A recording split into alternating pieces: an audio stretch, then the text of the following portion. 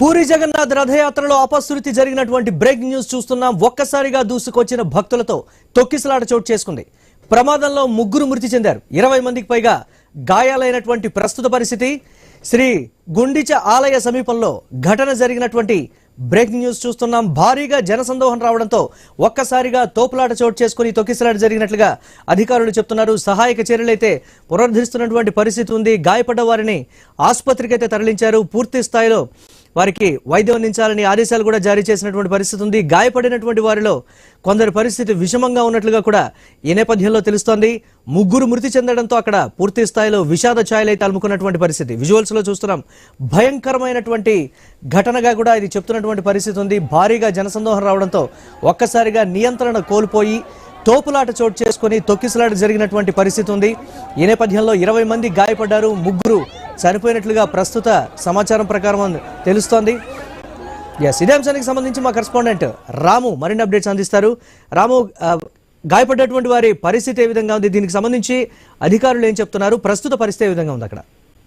Yes Murali, మనం చూసుకోవచ్చు. పూరి జగన్నాథ స్వామి రథయాత్ర అంటే ప్రపంచంలోనే కాక దేశంలో కూడా ఎంతో ప్రాముఖ్యత ఉన్న రథయాత్ర. ఈ రథయాత్ర సంబంధించి 27వ తారీఖున అయితే ఈ రథయాత్ర అనేది ప్రారంభమైంది. ఏదైతే మనం చూసుకోవచ్చు, పూరి జగన్నాథ స్వామి తాలూకా ఏదైతే మెయిన్ ఆలయం ఉందో ఆ ముఖ్యమైన ఆలయం దగ్గర నుంచి మనం చూసుకుంటే ఈ పుడిచ్చ ఆలయం వరకు అయితే ఈ రథయాత్ర అనేది, గుడిచ్చ ఆలయం వరకు అయితే ఆ రథయాత్ర అనేది ప్రారంభం అయ్యింది. అయితే ముఖ్యంగా చూసుకుంటే ఈ రథయాత్ర సంబంధించి పుడిచ్చ ఆలయం దగ్గరికి రథాలు చేరుకున్న సమీపంలో మనం చూసుకోవచ్చు. శని ఆదివారాలు వీకెండ్ కావడంతో ఎక్కువ మంది నిన్న రాత్రికే భక్తులు అక్కడ చేరుకున్న పరిస్థితి నేపథ్యంలో ఆదివారం తెల్లవారుజామున 4:20 సమీపంలో రథాలపై ఉన్న దేవతలను చూడడానికి భక్తులు గుండిచ ఆలయం వద్దకు భారీగా చేరుకున్నారు. అదే నేపథ్యంలో మనం చూసుకుంటే అక్కడ ఎక్కువగా ట్రాఫిక్ జామ్ నేపథ్యంలో ఏదైతే ప్రత్యక్ష సాక్షులు చెప్పింది ప్రకారం చూసుకుంటే 2 చెక్క దొంగలతో మోసుకెళ్లిన 2 ట్రక్కులు రద్దీగా ఉన్న ప్రదేశంలోకి ప్రవేశించడంతో తొక్కిసలాట జరిగిందని ప్రత్యక్ష సాక్షులు చెప్తున్నారు. అది ముఖ్యంగా చూసుకుంటే దీనికి సంబంధించి ఇప్పటికే 3 అయితే చనిపోయినట్టు అయితే అధికారులు ధృవీకరించారు. 20 నుంచి 50 మంది వరకు కూడా గాయపడినట్టు అయితే అధికారులతో చెప్తున్న పరిస్థితి కనిపిస్తుంది. ముఖ్యంగా ఈ సంఘటనపై ఏదైతే ఒడిశా మంత్రి పృథ్వీరాజ్ హరిచందన్ అయితే దిగ్భ్రాంతి వ్యక్తం చేశారో దీనికి సంబంధించి ఉన్నత స్థాయి విచారణకు అయితే ఆదేశించారు. పూరి రథయాత్ర సంబంధించి శనివారం భారీ సంఖ్యలో భక్తులు తరలి రావడం వల్లే ఈ యొక్క పరిస్థితి జరిగిందని మాత్రం చెప్తున్నారు. ముఖ్యంగా చూసుకుంటే శనివారం ఉదయం కూడా సుమారు 750 మంది భక్తులైతే అస్వస్థకు గురి కావడం, వాళ్ళని వెంటనే చికిత్స కోసం హాస్పిటల్ తరలించడం జరిగింది. దీనికి సంబంధించి 750లో 12 మంది భక్తుల్ని కటక్ హాస్పిటల్ కూడా తరలించారు. అయితే ఇప్పుడు ఎవరైతే గాయపడ్డారో 20 నుంచి 50 మంది వరకు కూడా గాయపడ్డారని చెప్తున్నారు. వీళ్ళని కూడా కటక్ హాస్పిటల్ కి అయితే తరలించిన పరిస్థితి ఉంది. అయితే ఏదైతే పూరి జగన్నాథ స్వామి సంబంధించి 3 చనిపోవడం మాత్రం కొంత విషాద ఛాయలను తల్లుకున్నవి, కొంత అయితే దిగ్భ్రాంతిని అయితే ప్రభుత్వం కూడా వ్యక్తపరుస్తున్న పరిస్థితి అయితే మనకి కనిపిస్తుంది. మురళి, దీనికి సంబంధించి ఏం చెప్తున్నారు అంటే పూర్తి స్థాయిలో అక్కడ అధికారులు ఉన్నప్పటికీ కూడా, పోలీసులు ఉన్నప్పటికీ కూడా ఎందుకు అంత నియంత్రించలేనటువంటి పరిస్థితి ఉందంటే దానికి సంబంధించి ఏం చెప్తున్నారు అక్కడ? అంటే మనం చూసుకోవచ్చే ఆలయాలకి సంబంధించిన ట్రక్కులుగా కొంతమంది చెప్తున్నారు, లేదు ప్రైవేట్ ట్రక్కులుగా కొంతమంది చెప్తున్నారు. అయితే పోలీసులు అయితే ఈ యొక్క 2 ట్రక్కులను కూడా ఏదైతే జనాల మధ్యకి విడిచిపెట్టడంతో ఈ ట్రక్కులు రావడంతో ఒక్కసారిగా మనం చూసుకోవచ్చు. నిన్న అర్ధరాత్రి నుంచి కూడా లక్షల మంది భక్తులు ఈ గుండిచ ఆలయం వద్దకు చేరుకున్నారు. మనం చూసుకోవచ్చు. ఏదైతే పూరి జగన్నాథ స్వామి ఆలయం సంబంధించి మెయిన్ ఆలయం దగ్గర నుంచి గుండిచ ఆలయం దగ్గరికి ఈ యొక్క దేవతలు తాలూకా కొలువైన ఈ రథాలు 3 రథాలు కూడా రావడంతో దీన్ని ప్రత్యక్షంగా దర్శనం చేసుకోవాలని ప్రతి ఏడాది కూడా భక్తులు కొంత కుతూహలంగా ఉంటారు.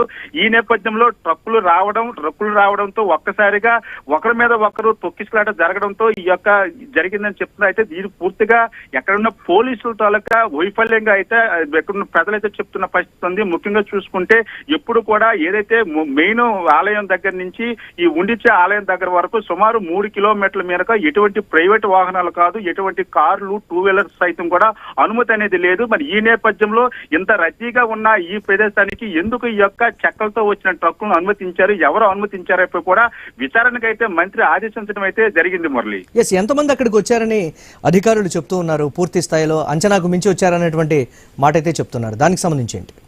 సుమారు 10 లక్షల మంది వరకు హాజరయ్యారు మాత్రం అక్కడ అధికారులు అయితే చెప్తున్న నేపథ్యంలో మనం చూసుకోవచ్చు. శుక్రవారం మొదలైన రథయాత్ర సంబంధించి ఎవరైతే వచ్చారో దూర ప్రాంతాల నుంచి భక్తులు కూడా శుక్ర, శని, ఆదివారం కూడా అక్కడ ఉండి మళ్ళీ ఆదివారం రిటర్న్ అయ్యేందుకైతే సమాయత్తమయ్యారు. ఈ నేపథ్యంలో చూసుకుంటే 3 రోజులు కూడా ఇక్కడ భక్తులు తాకిడి అనేది తీవ్రంగా ఉంది. అది అధికారులు కూడా దానిపై అంచనా వేశారు. ఎందుకంటే శుక్రవారం వచ్చిన ప్రజలకు సంబంధించి, శనివారం వచ్చిన ప్రజలకు సంబంధించి మనం చూసుకోవచ్చు.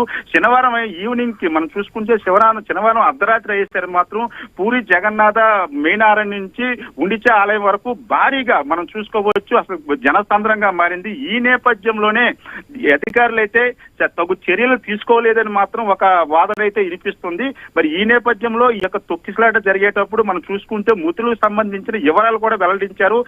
ఎవరైతే ప్రేమకాంత్ మొహంతి 80 సంవత్సరాలు, బసంతి సాహు 36 సంవత్సరాలు, ప్రభాతి దాస్ 42 సంవత్సరాలుగా వీళ్ళ పేర్లను కూడా ఇప్పుడే అధికారులు కూడా అనౌన్స్ చేశారు. అయితే 20 నుంచి కాదు 50 మంది వరకు కూడా గాయపడ్డారని అధికారులు కూడా ఇప్పుడు లేటెస్ట్ గా అయితే సమాచారం అయితే ఇవ్వడం జరిగింది. ఈ నేపథ్యంలో మాత్రం ఇప్పటికే ఏదో ఒరిస్సా గవర్నమెంట్ కూడా దీనిపై ఒక విచారణ అయితే వ్యక్తం చేస్తూ దీనిపై దిగ్భ్రాంతిని కూడా వ్యక్తం చేస్తున్న పరిస్థితుల్లో ఇప్పుడు మనం చూసుకోవచ్చు. 7వ తారీఖు వరకు కూడా ఈ యొక్క పూరి జగన్నాథ స్వామి తాలూకా ఈ ఉత్సవాలనే కొనసాగిన ఈ నేపథ్యంలో ఇప్పటికే అధికారులు పెద్ద ఎత్తున కూడా పోలీసు బలగాలను కూడా మోహరించారు. ఏదైతే సంఘటన జరిగిన తర్వాత కొంత అలర్ట్ అయ్యారు అనుకోవచ్చు మురళి.